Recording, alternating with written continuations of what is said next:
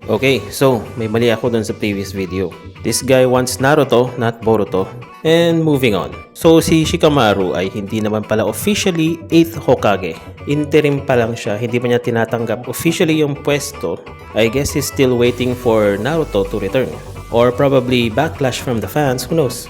Anyway, dahil dun sa narinig niya kay Amado, Shikamaru did a little bit of background checking, mga parang nag-backtrack siya. And like Amado, he found out that everything makes more sense if Kawaki and Boruto switched places. And through the use of a mental link para hindi sila ma-detect ni Ada, through Ino of course, nag-usap si Boruto at saka si Shikamaru. Kaya syempre, alam na rin lahat ni Ino ito. And all of this is happening just before we're going to witness a Mitsuki versus Boruto fight.